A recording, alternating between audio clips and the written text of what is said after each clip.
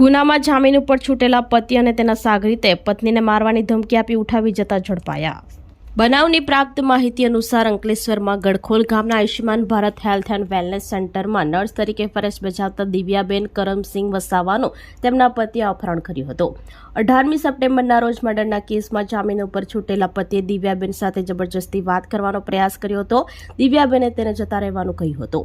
શક્તિધામ મંદિરના કમ્પાઉન્ડમાંથી પસાર થતી વખતે પતિ અને તેના સાથીએ એક્ટિવા ઉપર આવી દિવ્યાબેનને નીચે પાડી દીધા હતા।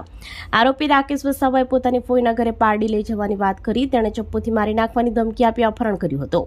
વાલિયા ચોકડી પાસે પોલીસ ગાડી જોઈ એક્ટિવા ઢીમું પડતા દિવ્યાબેન કૂદીને પોલીસ પાસે પહોંચ્યા હતા।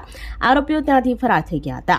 બી ડિવિઝન પોલીસ મથકના પીઆઈ વીયુ ગડરિયાએ અલગ અલગ ટીમો બનાવી તપાસ હાથ ધરી હતી। બાતમીના આધારે આરોપી રાકેશ કુમાર વસાવા અને કમલકુમાર વસાવાની ધરપકડ કરવામાં આવી છે।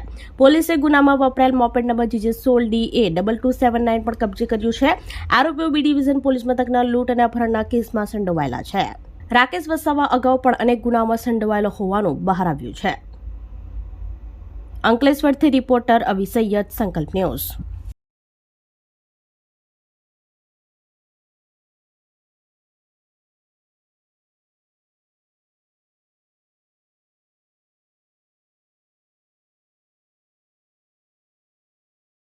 આપણી સંકલ્પ ન્યૂઝ ચેનલને સબસ્ક્રાઇબ અને લાઇક કરો, બેલ આઇકન દબાવો જેથી આવનાર ન્યૂઝ અપડેટ્સની નોટિફિકેશન આપના મોબાઈલ પર સૌથી પહેલા પહોંચે। Like, subscribe and share the video.